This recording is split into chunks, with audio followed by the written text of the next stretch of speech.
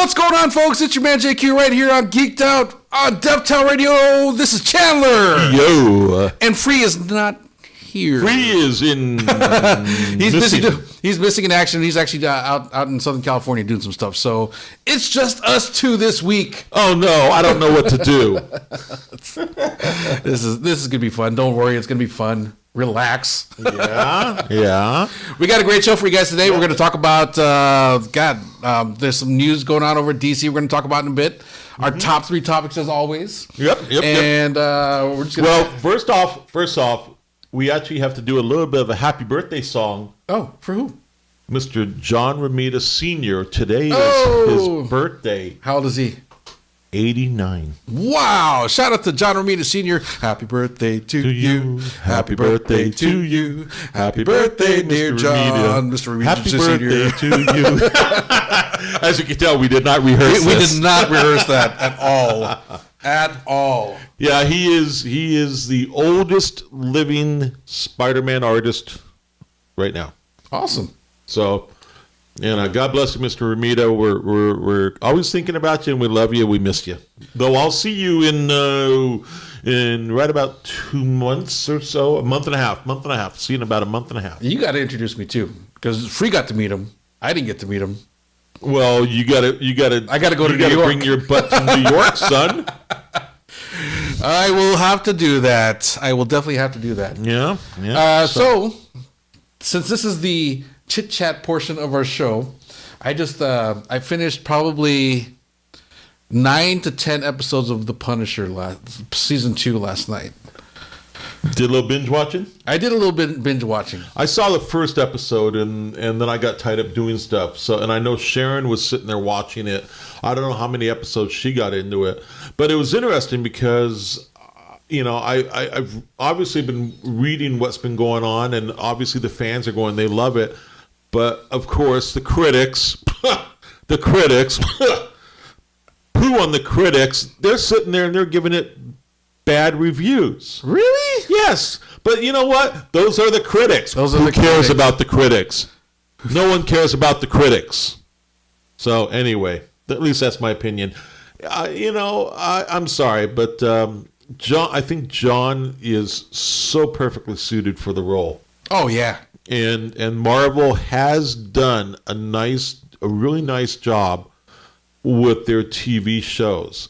Granted, I think DC has done with TV what Marvel's done with movies. Yes, I agree. And so I think like I said, I've enjoyed everything that Marvel's put out so far. And all I can say is it's been interesting watching this whole battle going on between Marvel, Disney, and Netflix. Yeah. Because if you guys remember from last year, toward the end of last year, like how many titles, Marvel titles, were cut from the programming? Well, let's see. You had Luke Cage. Yeah. You had Iron Fist. Defenders. The Defenders... Was that like a one-off? Yeah, the Defenders was like a one-off episode or something like that, I think. But you had Luke Cage, you had Iron Fist, Jessica Jones. That's still active. But they haven't done their second season yet, have they? They have done a second season. It's the third season that they're waiting on. Okay, when did the second? I to be honest with you, I didn't really watch it. I was gonna say the second season must have just kind of floated under the radar. Yeah, it was one of those. But yeah, and as a matter of fact, in Daredevil. Yeah, Daredevil surprisingly got canceled. Yeah, Daredevil, which Charlie Cox is he's kind of in the news saying he wants to return to Daredevil, but he'd like to see maybe if Daredevil will go, if he can get into the Marvel Cinematic Universe, which I don't know. Let's see how that works. So far, Marvel has kind of kept the two universes separate. But what they haven't done is they haven't done what DC did, and that is with DC, you have two different actors who are playing Flash. Yeah, no, but see, okay, so they kept those universes separate, but it's assumed that they're still part of the same universe. No, I understand that. But that's what I'm saying is it's interesting that Marvel, you haven't seen the crossing over of the characters much from the TV and the movie or movie and the TV, with the exception of maybe the exception of that would be Agents of Shield. Yeah, I think we've had a couple of actors that have moved that were in cinematic universe. Obviously, Coulson. Coulson was the one, but DC has actually. I mean, here in the case of DC, you have Grant, who plays Flash on TV, and then you have I'm having a brain fart here. The other guy, the other guy who's playing the Flash in the cinematic universe. Yeah. And why DC elected to do that, I don't know, and I think that was a mistake on their part. And here again, that may go into part of, who knows, maybe it has something to do with the whole shakeup about DC, which we'll go into later on. Well, yeah, we will definitely see about that. We'll talk about that in a bit. So going back to Marvel, what is your speculation regarding these titles that have been canceled from Netflix? Where do you think they go from here? Do you think that we move on to do they get incorporated into the main movie universe, or do you think that Nope. Disney comes out with their own app and says, "Hey, let's Disney has already announced that they're going to have their own streaming service. Okay. And I think this was a strategic move on Disney's part. And honestly, and again, this is pure speculation, but this is what I think happened. I think basically Disney decided, you know what, we're going to take these properties and we want to take them over to our streaming service and make money off of that. And what they're going to do what they did was they went to Netflix when it came time to negotiate the next season of those shows. Yeah. I think they put that price so high that Netflix is going, we can't even afford it. We can't afford it. We're not going to make any money at this. Forget it. And I think DC pushed the hand on that. Now, Netflix kind of fired back by saying, well, just so you know, according to the contracts, we own those characters and those titles as far as what's already been shot for another year and a half to 2 years. So that means, theoretically, unless they were to recast all of the shows, none of those shows could go anywhere other than Netflix for the next couple of years. This is true.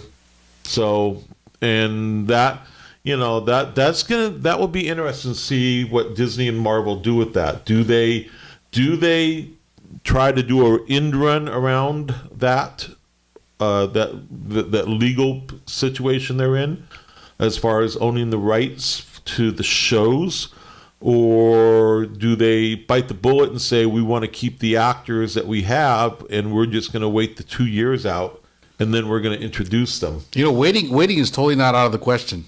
No, I know. I mean, a great example. Look at Doctor Who. They'll have one whole season, and then they'll wait a year. Look at Game of Thrones. Yeah, exactly. Like, look at that. They just, they take so long to drop a season that it's not out of the question for a fan to wait, for a show to return. So well, but also look at it this way.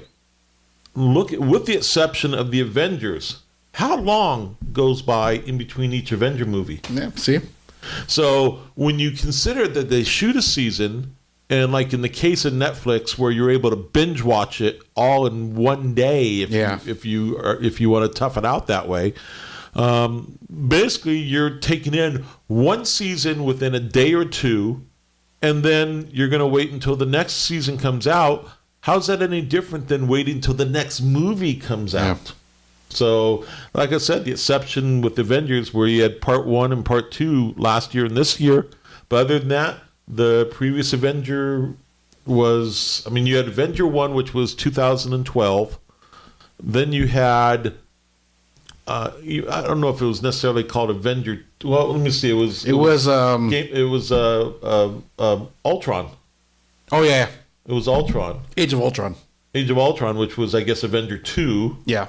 And that came out, I want to say, 2015? Was it 15? Yeah. So you're talking 3 years down the road.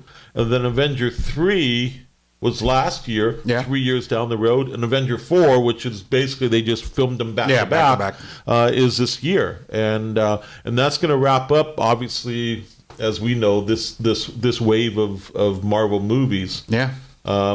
Word has it that they are starting Black Widow. They're starting to shoot Black Widow next month. And so that's going to be interesting where that goes.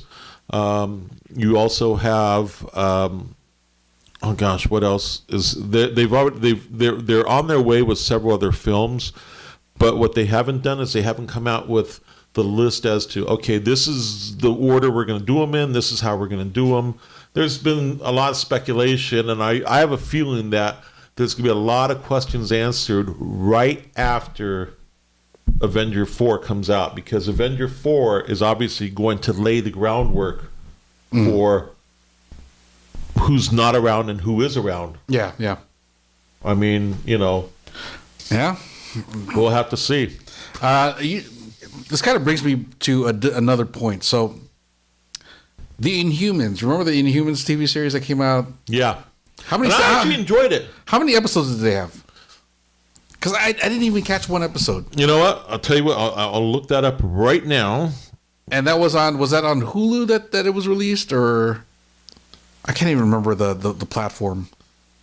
I'll have to look. Give me a second here. That was the Inhumans. Yep.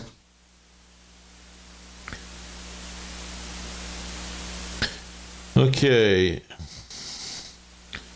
And which you can, if you're interested, you can watch it on what is it? Amazon Prime, right? Oh, that's what it was on. Okay. Well, no, it's available on Prime now. No, it actually was on, I believe, ABC. Okay. It was on ABC, which was the same channel that was carrying Agents of S.H.I.E.L.D., yeah. Yeah.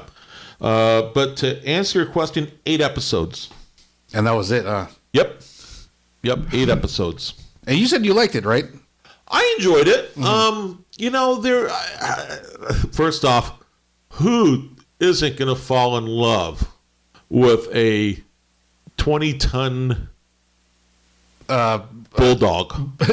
Was it English bulldog? English bulldog. Believe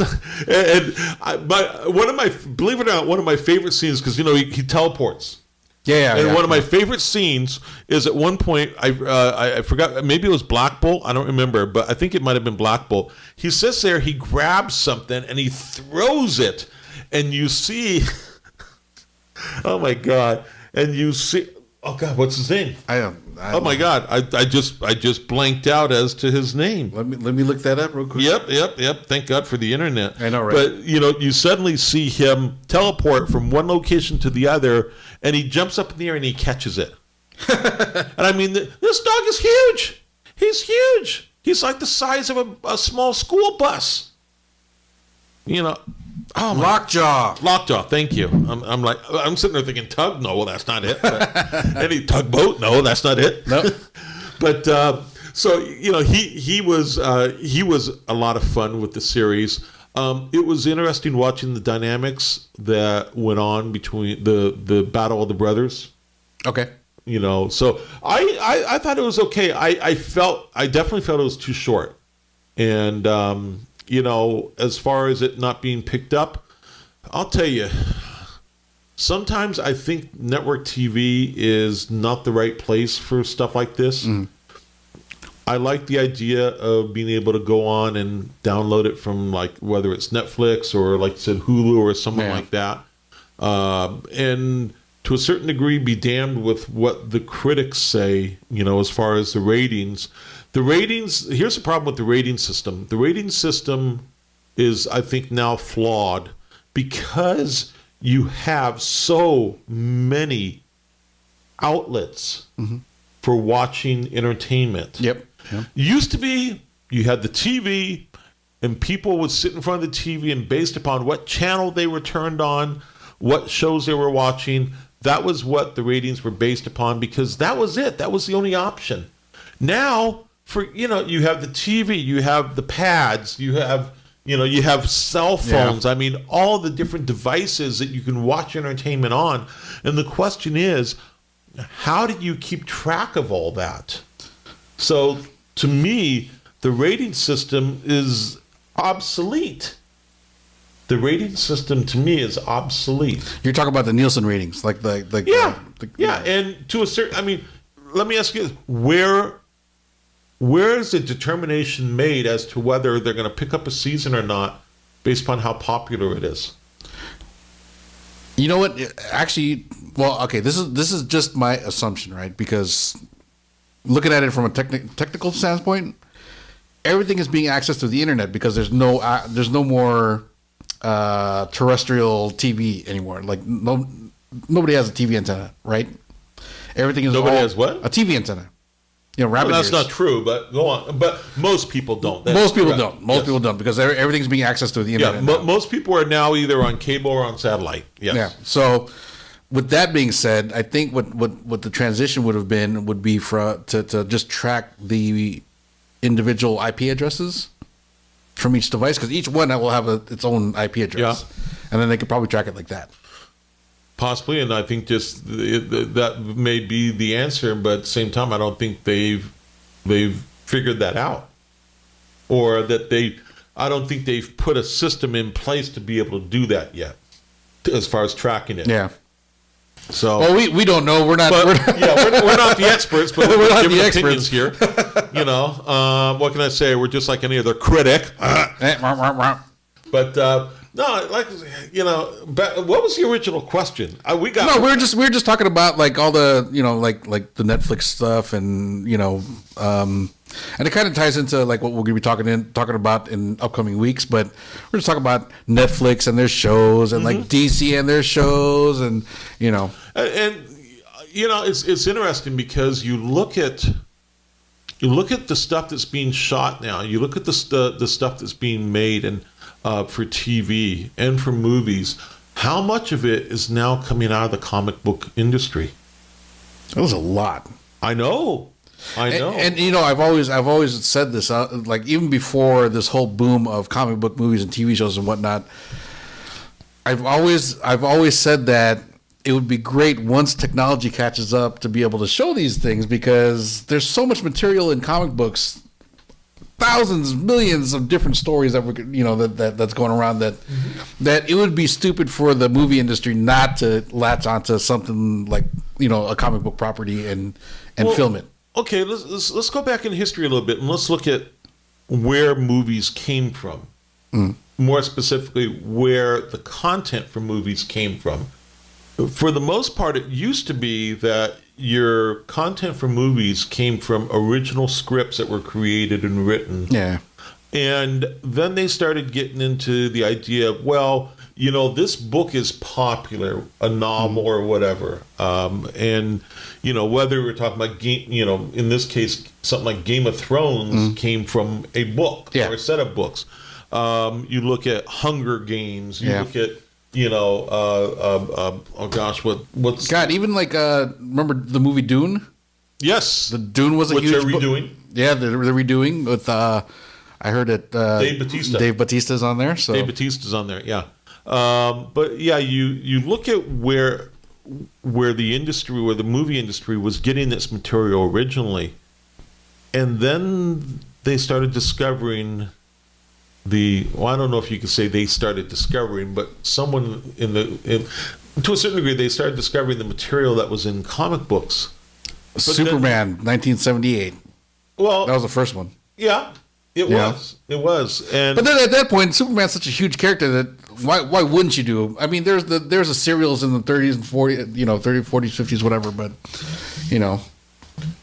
so I mean, it would be stupid not to do a movie about with Superman in it. But you still look at the movie industry back in the late 70s, and so you had one or two that were based on a comic book character, and it was still such a small percentage versus what it is today. Not to say that 50% of the movies are comic book related. We're not there yet, but there is a lot of stuff that's coming out. And as far as the fan base is just eating it up. Yeah. The fan base is just where one movie may not capture the attention of a fan, another one will. There will be something out there, some movie that will be based on comics somehow that will end up capturing a fan. And, like it's changed the industry as a whole. Yeah. Which again leads right into that subject that we'll be talking about a little bit later on. Yeah. I mean, we could talk about this all day. So this is enough material to run for another show. But yeah, really. With that being said, let's go to take a commercial break. When we come back, our top 3 topics of the day.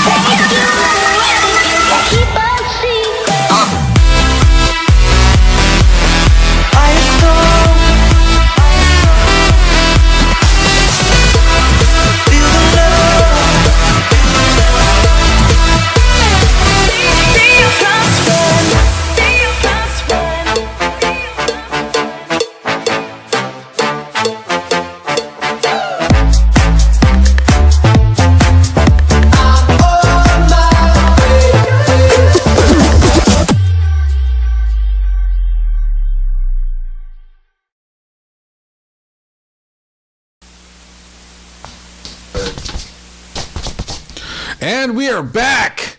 It was a great commercial break. Hey, so real quick, I want to give a shout out to all our folks on YouTube that are tuning in and watching us right now. And also to the folks that have downloaded the Deftal Radio app and are listening to us live on Deftal Radio. Anyways, let's get into it. Our top 3 topics of the day.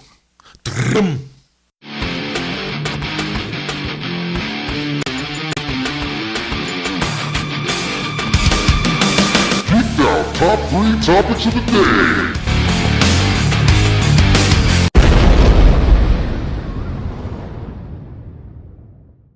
Our top 3 topics of the day. We're going to start this off real easy or hard, depending on how you think about it.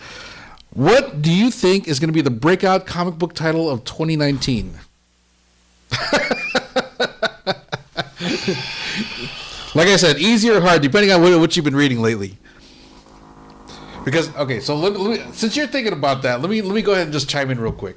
So mine, I think with all the Avenger movies and all that stuff that's going on, and also with the Fox Disney buyout, I think what's gonna mind you, I've been reading some of the X-Men comics lately. I think what Marvel's gonna do is they're gonna focus heavy on the X-Men side of things, because I'm sure sales have probably dipped a little bit. So I'm guessing, and I've actually just finished up Executioners, which is that miniseries that just wrapped up in I think December.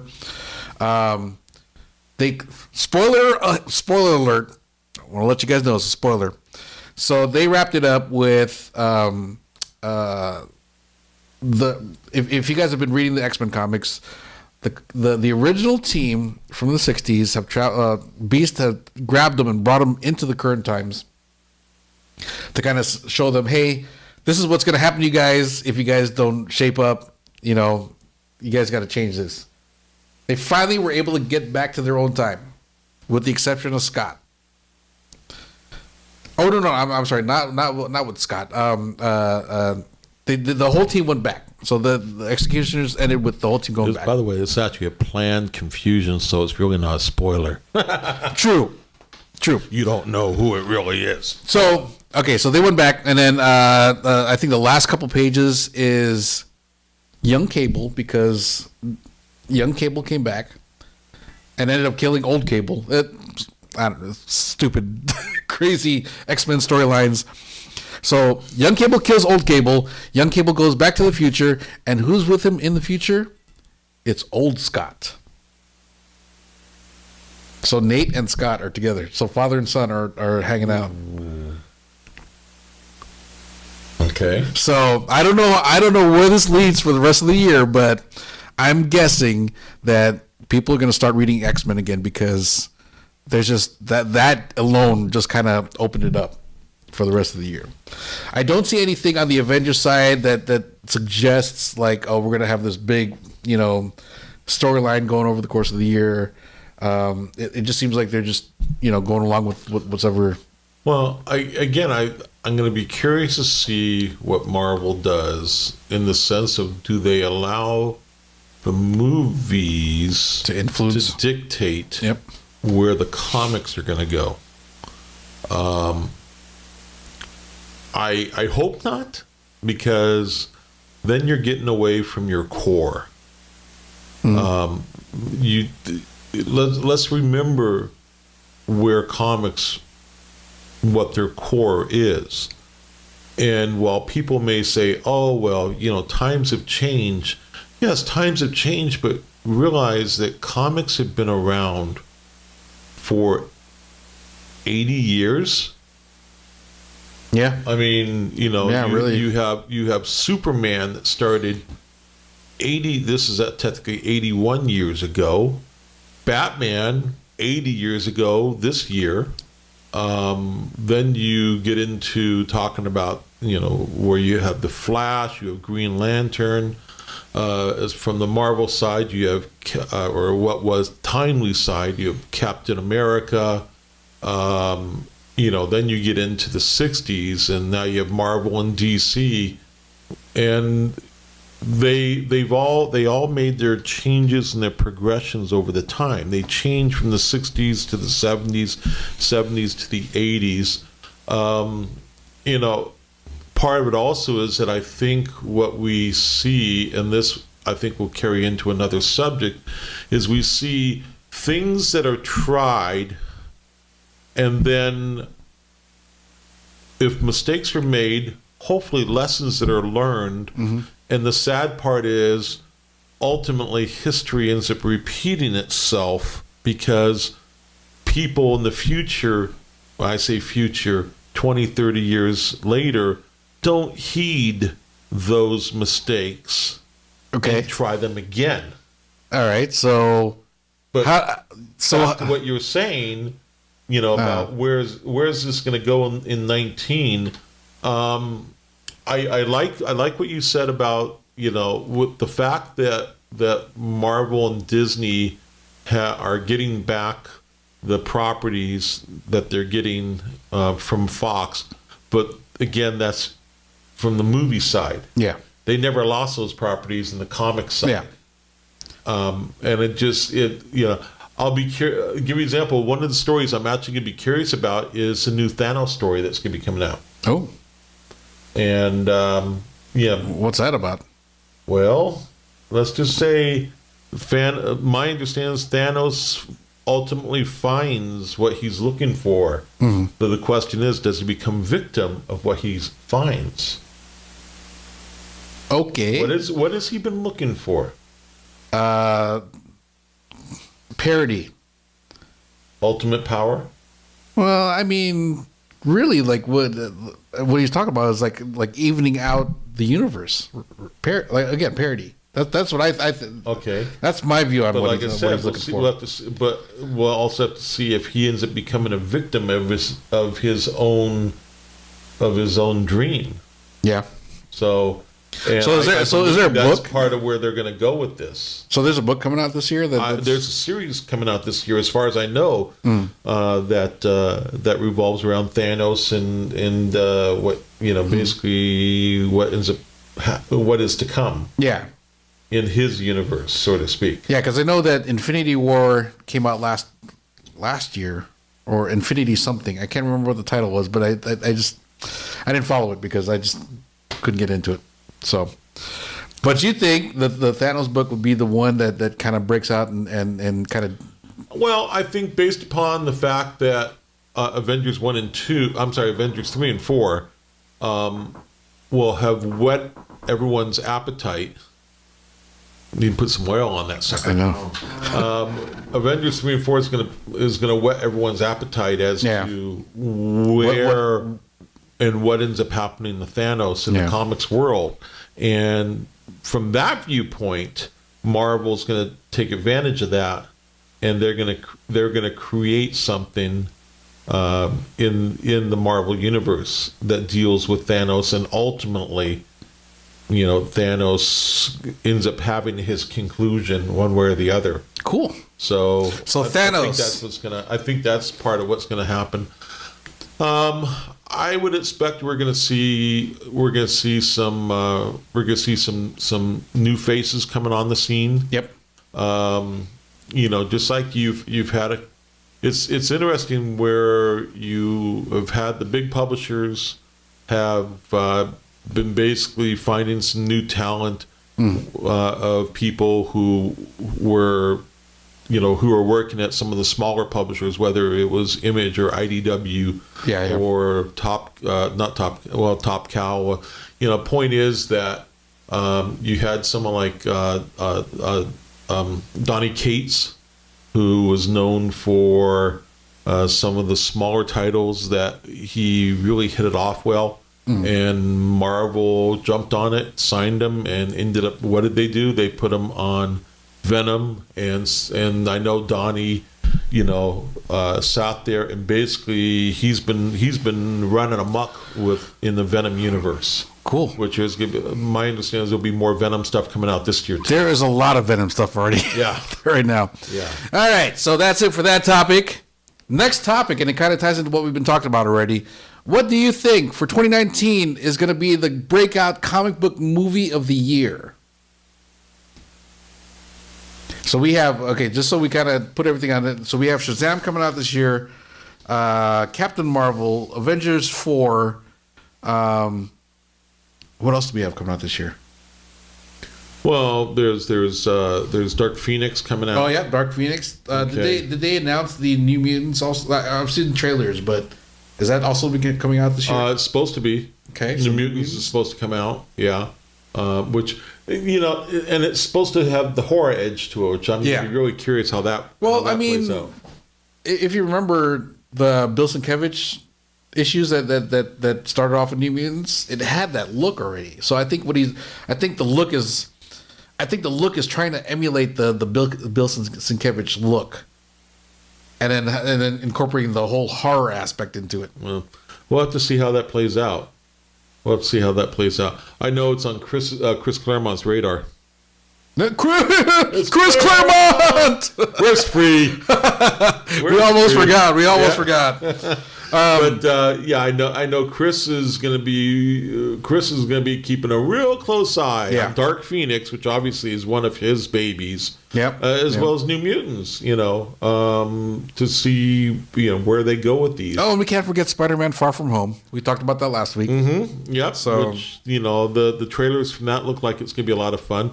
As far as breakout movies from a Marvel side, I think it's going to be Captain Marvel, and the reason for it is because first off, you're talking about a female superhero versus what has been for the most part a male-dominated genre. Yeah. And I think from a movie perspective, people are gonna gravitate to that. Just like if I remember correctly, for the most part, wasn't Wonder Woman considered the breakout film of the previous year? Yeah. And again, you have your female superhero. I don't know. I think it's a toss up between that and Black Panther. Well, no, Black Panther was Wonder Woman was 2 years ago. Oh, 2 years ago. Okay. And then Black Panther was last year. Yeah. Yeah, I thought you said. so- I thought you said last year. I'm sorry, my brain was still thinking 2018, 2 years ago. Wonder Woman was 2 years ago, right? Yes. Yeah, I think so. Yeah, you're right. Yeah. Just 2017. And so again, I think so. In my opinion, I think the breakout film is going to be Captain Marvel, and while Marvel has already been to space with Guardians of the Galaxy, I think this is going to be a whole new aspect Yeah. of how they're going to move the Marvel Cinematic Universe into space, because now what they've done is now they're truly introducing us to what are antagonists that run throughout the Marvel universe, whether it's a Kree or whether it's some of the I'm trying to think, who is it they fight? Oh my God, The Queen of Scrolls. Skrulls. There we go. There you Thank you. Whether it was you have the Kree, you have the Skrulls, and now you have these other species that are going to be introduced into the Marvel universe, or cinematic universe, that is. So that's why I think it's going to be a really great film. So my opinion is it's going to be that. Captain Marvel. I'm not sure. I'm not. I mean, what's coming out from the DC side? All right, so I'm looking at this list. Obviously, Captain Marvel. Obviously, Spider-Man from Far From Home. Shazam. That's another one. Shazam. I don't think it's going to be a breakout. It's going to be. I think hopefully it's going to be a fun. It's going to be a fun movie, but It's going to be a fun movie. movie. I see Shazam being like Deadpool. Yeah, You know, but not as raunchy. Yeah, yeah. Hellboy's not an R-rated, Hellboy's coming out in April. but that's a reboot. Yeah, that's a reboot. But I mean, you never know. It could be a breakout movie. You know, True. obviously Avengers. Obviously Dark Phoenix. Dark Phoenix is gonna be the last time we're gonna see the X-Men costumes for a while. So that's what was confirmed apparently. Say that again. It's the last time we're gonna see the X-Men in their costumes on the big screen for a while. Well, why is that? That somebody confirmed it. I forgot who it was, but I saw it in an article. When you say X-Men costumes, Like the X-Men, like we're not going to see the X-Men on film for a while because the whole buyout. I don't know. What else are they in the span of Dark Phoenix and New Mutants? What else could they possibly put on screen until they transition over? My gut feeling tells me that there are already scripts being written.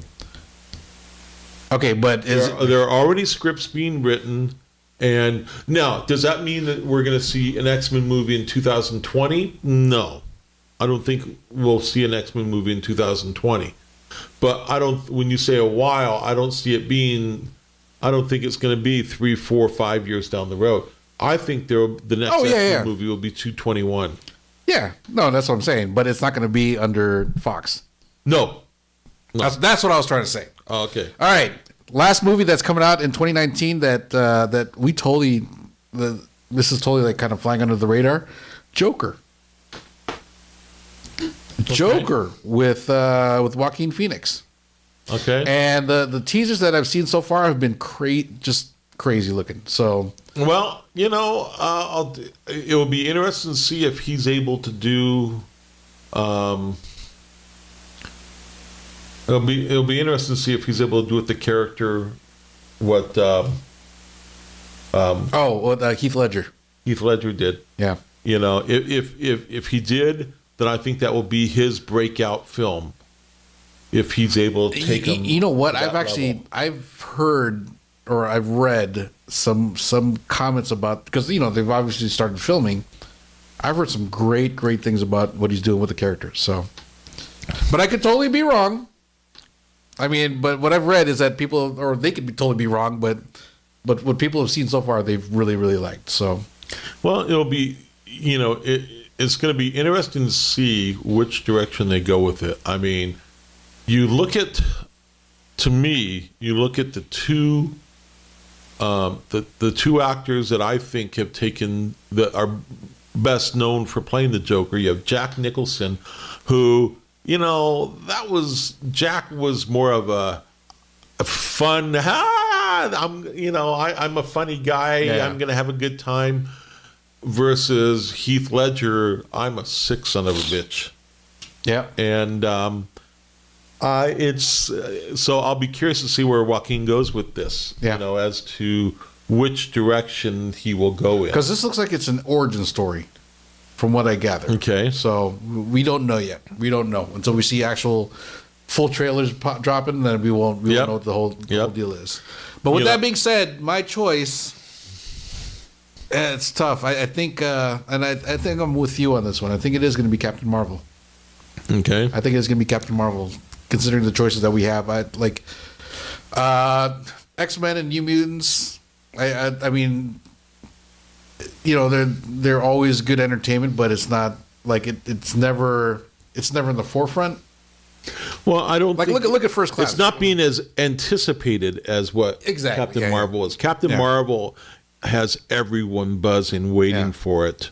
The problem is Fox has just been dragging out, these characters for too long of a time, in the sense of, we're gonna, this is what's going on, that's what's going on, this is what's going on, that's what's going on. Oh, well, we're gonna reshoot this now, and we changed our mind. We're gonna go in this direction. It's like, really? Yeah. Come on, Well, I mean, you know how people use their power to leverage stuff. It's bound to happen, Yeah. So all right, let's move Let's move right on along to the next topic, and that is your thoughts on comic book variant covers. We've seen these. We first saw these coming out in the early '90s. Like, everybody had, if you had a #1 issue, you had 5 different covers, and it was usually like, one was a foil cover, one was glow in the dark, one was, Well, look at what was Avenger #1 when Chris and Jim took over. Not Avengers. I'm sorry, X-Men #1. Yep. When Chris and Jim took over X-Men, well, I shouldn't say took over, but that was when. Obviously, when they rebooted the whole series. Yeah. And I think that cover, that had 5 or 6 different covers to it, 6, 7 different covers. That was five. I think it was 5 covers. But they were all done by Jim. Yeah. And it was yes, they were interconnected. Yeah, they were interconnected. So there was a purpose to it versus what they're doing today. I mean, and I don't believe back then what they did was motivated by money as much as I think it was motivated by creativity, whereas now it's purely money driven. Oh yeah, purely money driven. Oh yeah. I mean, when you look at something like Spider-Man 1 having 50 different covers by, and you'll have an artist that will do 3 or 4 covers, and again, you have a couple artists that what they have done, they have been a little novel in the sense that they've made their covers interconnecting, which is kind of neat. Yeah. But when you have one artist doing 3 or 4 different versions, and then what do? They also are going to the extent of, okay, well, we're gonna take this one cover and we're gonna have the regular cover, then we're gonna have the Virgin cover, which means it has no masthead. Yeah. Then we're going to have the negative cover, and we're going to have the black and white cover, and it's like, oh my god, and that's just off of one image. Ridiculous. Just off of one image. I seen. I think it was the last Spider-Man milestone issue. Was it 700, 800? Well, there was a 700 and there was an 800. Okay, so anyways, on one of them it was a #1. It was a cover by Mobius with Spider-Man on it, obviously, but there's the Virgin cover, and then there's the one with the masthead, whatever. In the store that I saw it at, it was going for like $50. I was like, really?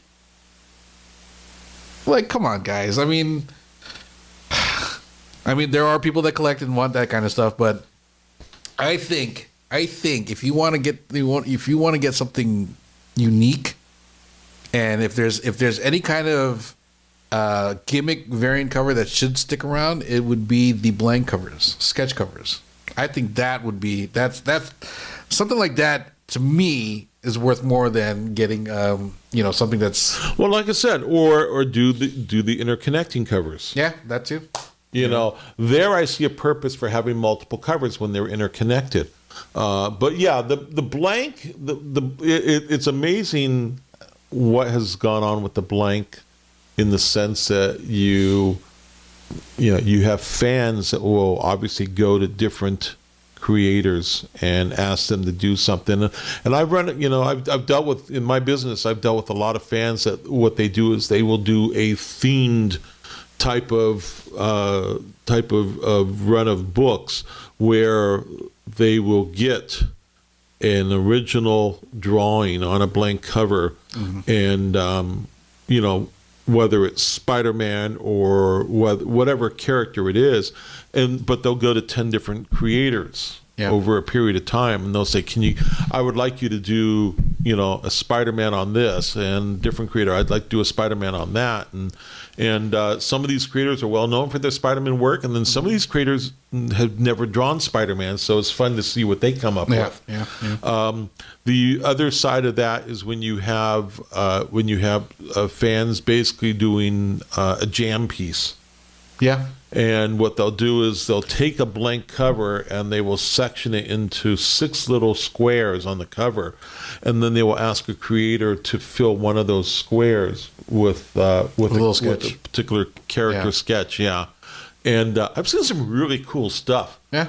I've seen some really cool stuff. I've participated in some cool stuff too. So it's fun watch. It's been fun seeing some of that stuff come through the office and seeing what's being done. But at the same time, you also it also gets a little crazy when you'll have people that will just go to the far extreme of things, and it's like, wow, holy Toledo. Yeah. No, I totally get it, but at the same time, so I guess we can both agree that it's a little out of hand, but there are still some cool aspects of the variant covers that need to stick around. So. Yeah, there are. And again, there's the creative side, which to me the blank covers would be more the creative side, or the interconnecting covers are more of a creative side, versus just the money grab. And I understand that part of this is you have shops that will now get their own cover, which you didn't have that back in the 90s. Whereas today, and I will admit, Celestial and Desert Wind have done that. But we also did it, when we did it with a specific idea in mind, that I was using the old-time comic creators. Yeah. Whether it was Spider-Man, it was John Romita Sr. Death of Wolverine, it was Herb Trimpe. Yep. Fantastic Four, it was Joe Sennett. ROM, it was Sal Buscema. So we've always tried to stay within something, a niche, as I would call it, of who we deal with, instead of just doing a random, I'm going to get this cover done by this new artist or that new artist, or or whoever it may be. So, and this should sell the most. Yeah. And with that being said, we're going to cut that out. That's the top 3 topics of the day. And I guess we're ready for commercial, aren't we? We're ready for what? Commercial? Yep. All right. When we come back, shakeups at DC Comics. Stick around.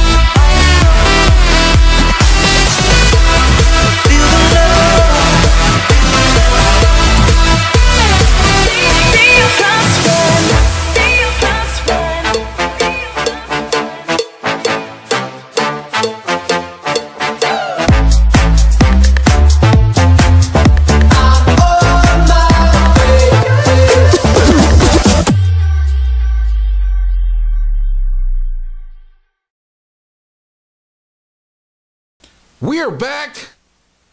We have our last segment of the day, so let's get into it. DC Comics has just announced, and I shame on me, I didn't follow up on this, but DC Comics has just announced that they are going to be laying off 3% of their workforce. Now, bless you. Thank you. That's my comment. That's your comment. So I know, Chandler, you actually you looked into this, and you were just telling me a bunch of stuff earlier that was kind of like, wow. Well, serious, so. yeah, I mean, give us a skinny on what's going on over at DC Comics. Okay, so basically, it's been announced that DC is going to lay off some of its higher management, and at one point, the names Dan Diodato and Jim Lee kind of came out, but then there have been insiders that have been saying no, those guys aren't gone. But in fact, it's been confirmed that there have been some upper management, like in sales and distribution and stuff, that have been let go and have left the company. Basically, what they want to do is they want to get back to the way things used to be. I think what's happened is they've realized that they've kind of lost their way. They realize that they are no longer the company that made them a top publisher to where they were years ago, and they need to get back to that. I'm just kind of paraphrasing here, but to quote them, they want to get back to providing solid stories, enjoyable stories that everyone is going to have a lot of fun. And more importantly is that they say that they're what's called the direct market, which is, basically stores and stuff like that, is going to be their primary focus. So just like what we were talking about in the earlier segment, talking about lessons learned and lessons not learned by mistakes that have been made, I think DC is now going through that, is that they realize that they made some mistakes and now they're trying to right the wrongs, but they're doing it by getting rid of people in upper management that maybe had taken them in a direction that did not allow them that kind of pulled them away from what was their core. Mm-hmm. And that's the one thing I think both DC and Marvel has got to be really careful about, because again, you have comic books it's an industry that's been around for a long time, almost 100 years. 80, 81 years from when characters were introduced. And there's a reason why those comic books or those characters are still around.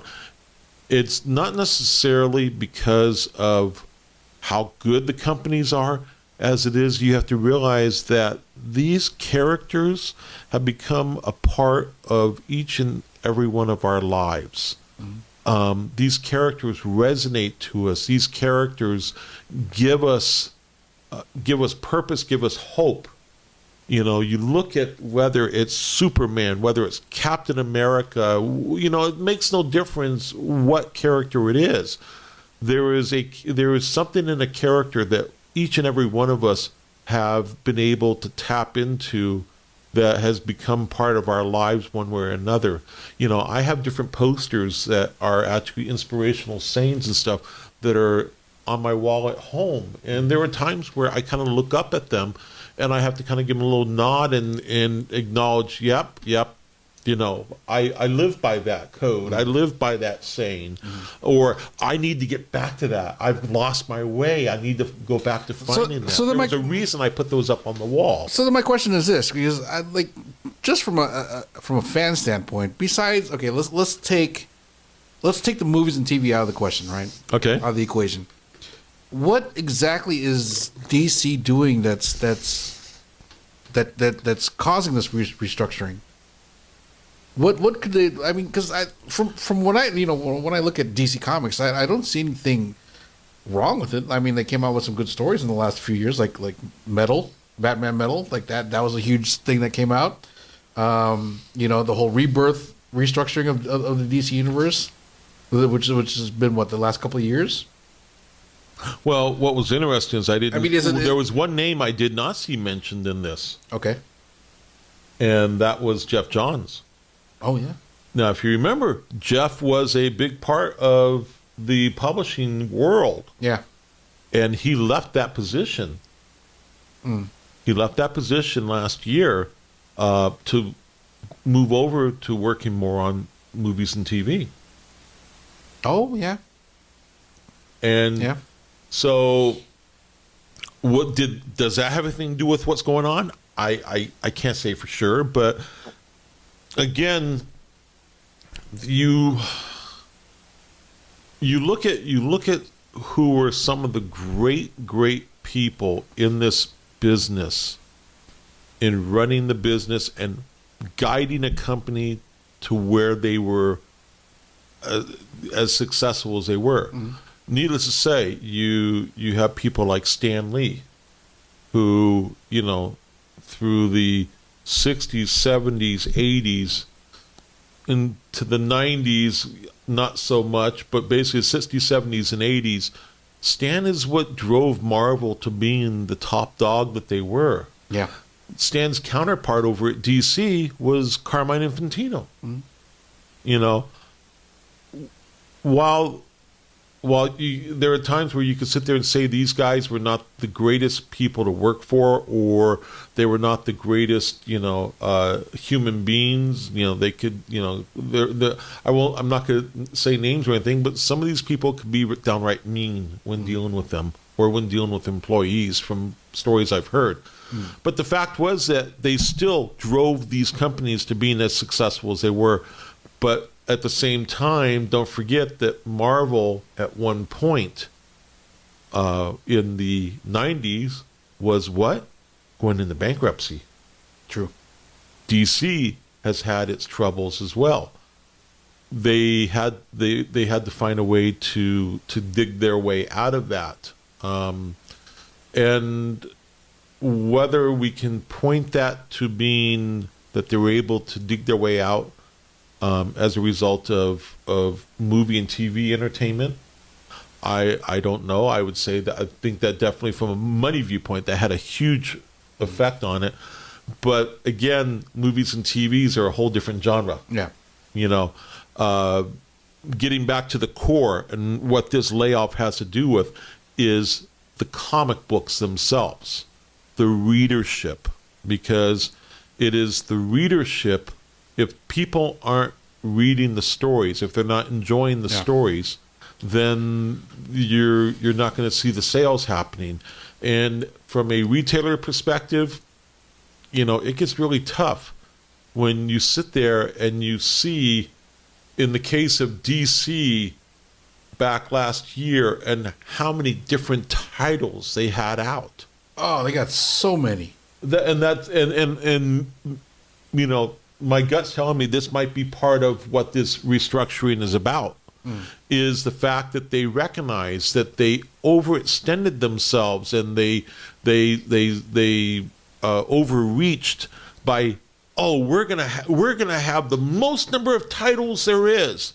Well, I'm sorry, but that obviously was not a really good decision. Yeah. Because there's a lot of titles that didn't make it, and they didn't make it for, in my opinion, two reasons. One is that you just, you can't make every title a gold. You can't make every title a winner. And two, not everyone out there in this industry is going to be able to take every book and make it into a winner. There are certain go-to people that they have the following, they have the ability to write and tell stories or draw stories, which people are going to gravitate to. And then there are the flashes and the pans.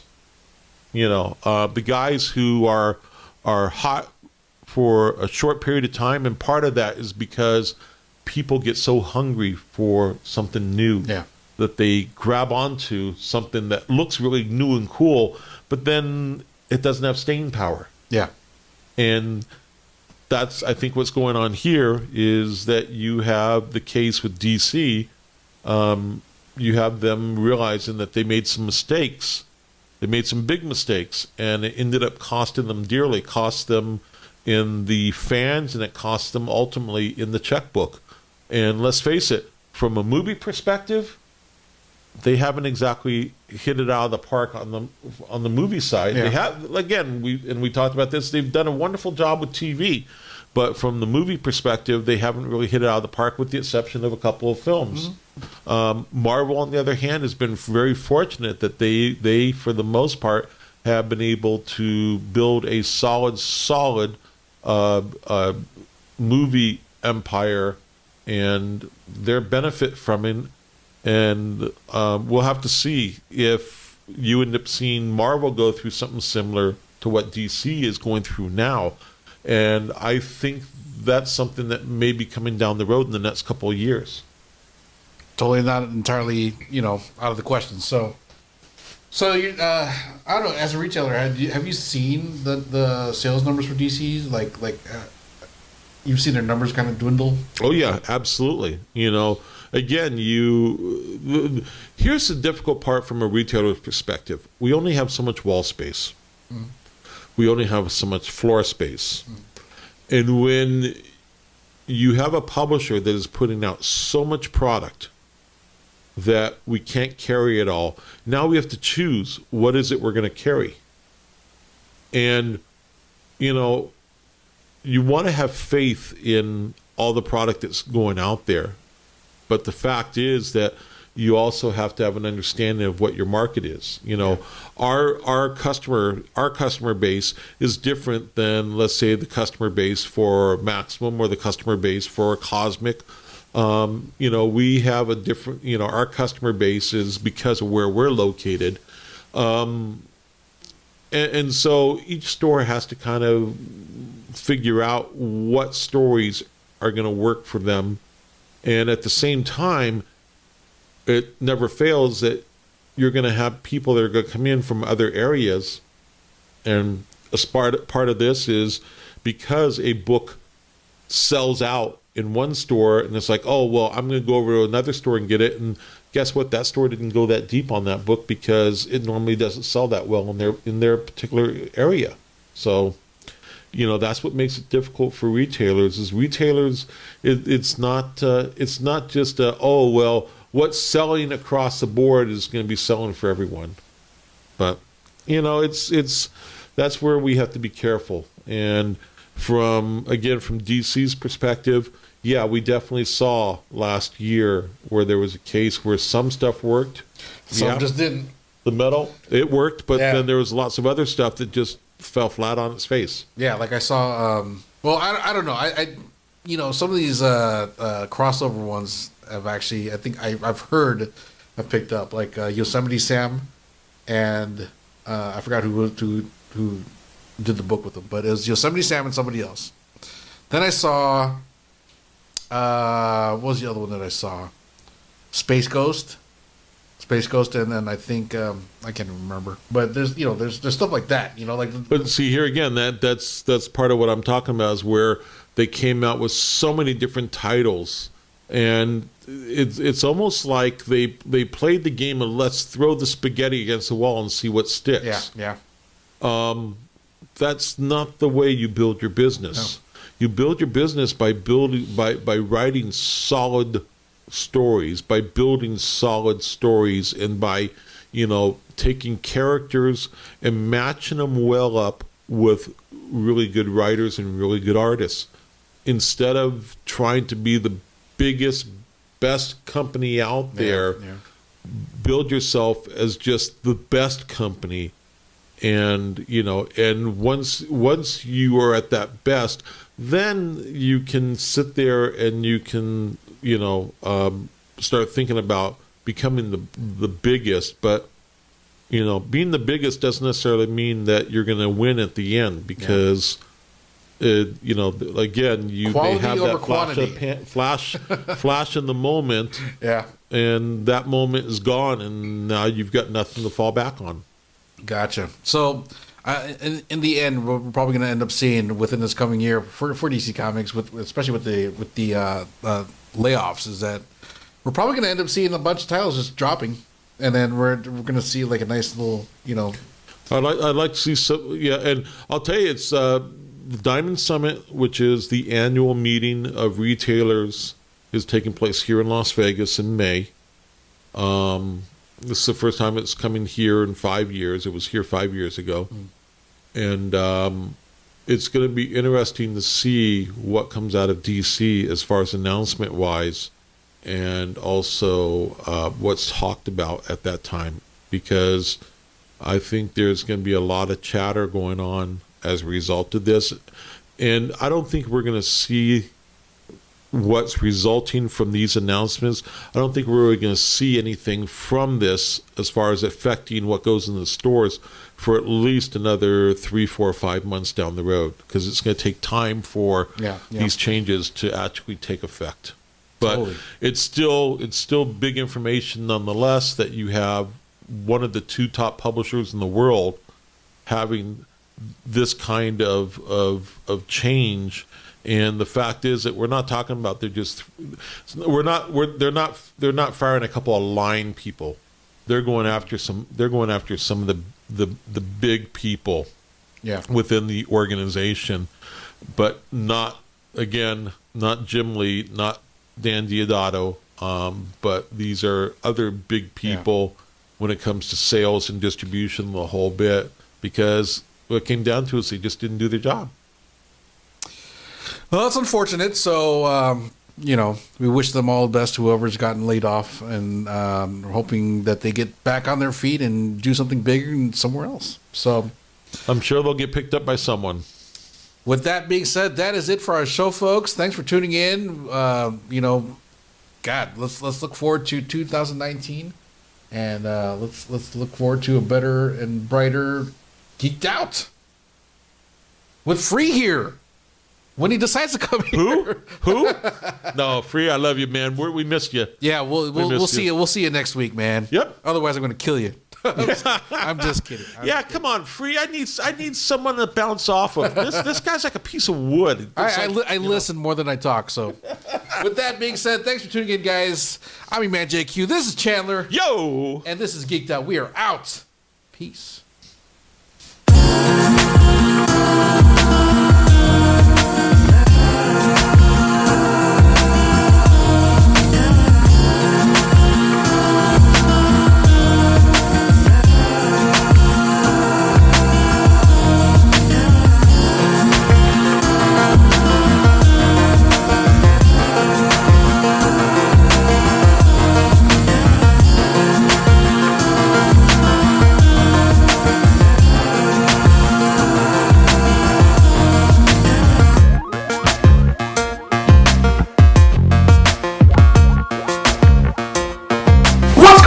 It's your man JQ with Geeked Out right here on Deftal Radio.